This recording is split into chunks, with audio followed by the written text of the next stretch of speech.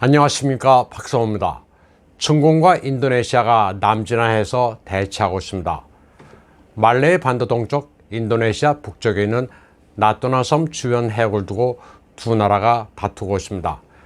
그런데 2021년 6월 말 인도네시아는 이 해역에서 천연가스전 두 곳을 채굴하기 시작해 11월 하순까지 작업을 계속했습니다. 인도네시아 채굴 시도에 중공은 불만을 품고 항의했습니다. 중공은 해당 지역이 자신들이 획정한 소위 구단선 안에 있는 지역이라고 주장하면서 채굴을 금지하라고 요구했습니다. 구단선이라는 게 국제법적으로 허용되지 않는 억지인데 설령 구단선을 인정한다 하더라도 나뚜나는 여기에서 벗어나 있습니다. 이곳의 참치어장에는 러시아 국영에너지 회사로 해외 석유 사업을 하는 자루베즈니프치가 절반의 지분을 갖고 있습니다. 다만 이 지역은 지질이 채굴하기가 까다로워 천연가스가 얼마나 매장되어 있는지는 몇 달 후에나 알 수 있습니다. 러시아 매체들은 이 해역에서 진행되고 있는 두 곳의 시추 작업은 모두 자루베즈니프치가 찬조하고 있다고 보도했습니다. 자루베즈니프치의 총재 구드리아 쇼프는 베트남과 인도네시아가 보유하고 있는 천연가스전을 기반으로 하고 있다고 밝혔습니다. 그러면서 남진화에서 새롭게 천연가스 채굴을 위주로 사업을 확장하고 있다고 말했습니다. 인도네시아와 베트남이 러시아 에너지 회사를 내세워 천연가스전 사업을 벌이자 중공은 당혹해하고 있습니다. 그러나 자루베즈니프치는 중공과 밀접한 로스니프치와는 좀 다릅니다. 평소에 관계가 없기 때문에 설득하거나 제재를 가하기가 아주 곤란합니다. 현재 러시아는 인도네시아에 진출하면서 남진화해와 동남아 지역에서 부쩍 존재감을 높이고 있습니다. 세계에서 미국과 중공 사이를 파고드는 제3의 세력으로 급부상하고 있습니다. 미국과 중공 사이에서 스탠스가 어정쩡한 국가에 선택지를 제공하고 있습니다. 다음 소식입니다. 현재 러시아의 블라디미르 푸틴 대통령과 인도의 모디 총리가 정상회담을 갖고 있습니다. 푸틴으로서는 올해 제네바에서 바이든을 만난 뒤 갖는 두 번째 해외 방문입니다. 푸틴은 인도가 모스크바에 강대하고 믿을 수 있는 맹우라고 치켜올렸습니다. 푸틴 모디와의 정상회담과 함께 양국 국방 외교부장의 2+2 회담도 열렸습니다. 러시아 인도의 2+2 회담은 처음인데 다양한 합작에 서명했습니다. 특히 군사 분야의 협력은 아주 괄목할 만합니다. 인도는 러시아제 AK-203 신형 돌격 소총의 기술을 러시아로부터 받아 현지 생산하기로 했습니다. 양국 간 협정에 따르면 인도는 향후 10년 동안 합작 회사를 통해 60만 정 이상의 AK-203 소총을 생산합니다. 또 러시아는 인도에 대해 S-400 방공미사일을 제공하기 시작했습니다. 푸틴과 모디는 10년간의 군사협력과 함께 석유 개발 합작에도 서명했습니다.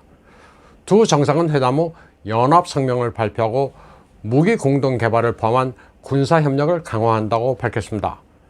아울러 2025년까지 양국 간 무역을 300억 달러 규모로 늘리기로 합의하면서 에너지, 위성 부문에도 협력하기로 했습니다. 푸틴과 모디는 28건의 정부, 민간 부문의 협의 비망록에도 서명했습니다. 여기에는 무역, 에너지, 과학기술, 지적재산권, 우주, 지질탐사, 문화교류, 교육 등 전 부문이 망라됐습니다. 인도 외교부 발표에 따르면 비망록 가운데 9건이 정부 간의 협의로 2021년부터 2031년까지 군사기술 합작, 과학기술 혁신 합작, 우주기술 보호협정이 포함됐습니다. 나머지는 산업, 회사, 학술기관 간의 비망록입니다. 러시아 인도 간 관계는 러시아 중공 관계와는 크게 차이가 있습니다. 수량에서도 훨씬 능가하고 질적으로도 비교가 안 됩니다. 중공과 영토 분쟁을 벌이고 있는 인도에 대해 러시아는 중공에 파는 것보다 더 선진적인 무기를 판매하고 있습니다. 푸틴이 현재 국경에 문제를 제기하지 않는다는 조건으로 중공에 5년간 양국 우호관계 협정에 서명해 준 반면 인도와는 10년간 실질적이고 다양한 분야에서 전면 합작하기로 했습니다. 백악관이 베이징 동계올림픽에 대한 외교 보이콧을 동맹국들에게 촉구하고 있는 와중에 푸틴은 중공의 약점을 두 차례 파고들었습니다.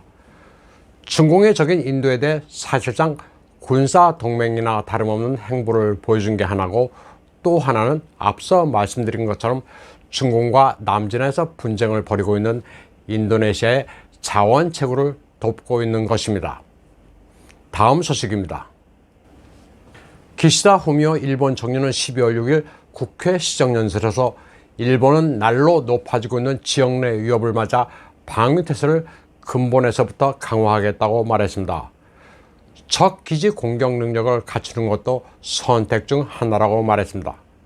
그는 영내에서 높아지고 있는 위협으로 경제, 군사적으로 날로 공세적으로 나오고 있는 중공과 핵미사일 개발로 예측이 어려운 북한을 들었습니다.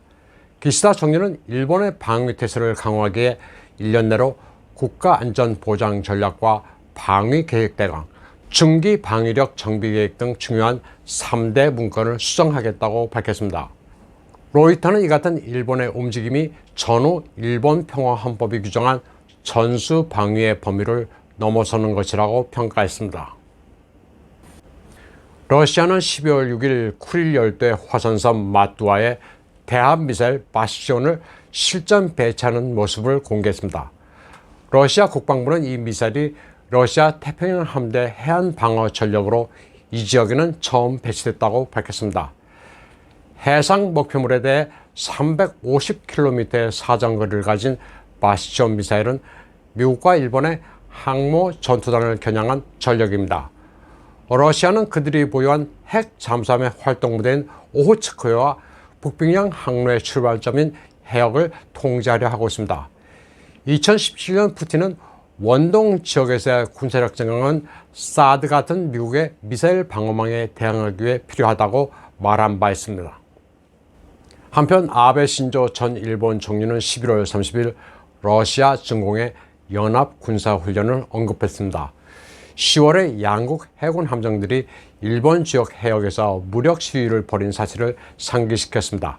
그는 러시아와 중공 두 나라가 모두 이웃국가라면서 이 가운데 더 신경 써야 할 나라는 중공이라고 말했습니다. 그러면서 일본으로서는 전략적으로 러시아와의 관계를 개선하는 것이 사활에 극히 중요하다고 말했습니다. 대중 전략에서 고려해야 할 열쇠가 바로 러시아란 논리입니다. 일본은 러시아에 대해 북방 4개 도서를 돌려주고 평화협정을 체결하자는 입장인데 반해 러시아는 일본의 요구를 묵살하면서 쿠릴 열도나 연해주 지역에 투자를 늘려달라고 요청하고 있습니다. 아베 신조는 최대한 러시아를 자극하지 않으면서 달래고 있습니다. 때문에 일본 내에서는 러시아에 너무 무른 것 아니냐는 비판도 있지만 아베 신조는 현실론자입니다. 러시아의 푸틴과도 여러 번 만나 감정은 좋은 듯합니다. 2018년 10월 아베 신조는 푸틴과 함께 블라디보스톡의 마즈다 솔로스 엔진 공장 라인을 시찰했습니다. 일본 러시아 기업의 합작 공장으로 마즈다의 스카이 액티브 G 가솔린 엔진을 연간 5만 대 제조하는 생산 라인입니다. 러시아의 자동차 기술을 전수시켜주고 저렴하게 엔진을 만들어 일본에 역수입한다는 전략입니다. 다음 소식입니다. 일본 정부와 집권 자민당은 외국 유학생이나 다른 장기 거주 외국인이 면세점을 이용하는 것을 2022년부터 폐지하기로 결정했습니다. 외국인, 특히 중국인들이 면세 상품을 사서 비싸게 되파는 것을 막고 면세점이 신분을 확인하는 번거로움을 없애기 위한 취지입니다. 그동안 일본에서는 장기간 머무르며 파트타임으로도 근무하지 않을 외국 유학생들에게는 입국 6개월 후 면세 물품을 구입할 수 있도록 허용했습니다. 지금까지 이 제도에 대한 불만이 누적되어 왔었습니다. 일손이 많이 가는 면세점에서 외국인 유학생이 일본 내에서 돈을 벌지 않는다는 사실을 일일이 확인해야 하는 번거로움이 있었습니다. 또 확인을 제대로 하지 않는 면세점에는 더 많은 손님이 몰려 불공평한 것 아니냐는 불만도 있었습니다. 게다가 일본 국세청은 2021년 4월 구매 정보 디지털화를 실시한 뒤 외국인 유학생의 수상한 빈지바잉, 바쿠가이 현상이 있다는 것을 알아챘습니다. 바쿠가에는 중국 사람들이 매대에서 물건을 싹쓸이하는 쇼핑을 이루는 편입니다. 한국어의 사재기와는 뉘앙스가 좀 다릅니다. 바쿠가의 주된 품목은 같은 아시아 계통이라 피부에 잘 맞는 화장품, 일용 구급약품, 전기밥솥, 비데 등입니다.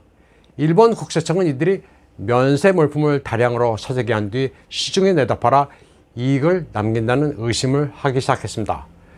일본 정부는 면세 물품 구매 자격을 관광객 또는 90일 이하 단기간 체류하는 외국인들로 범위를 좁히기로 했습니다.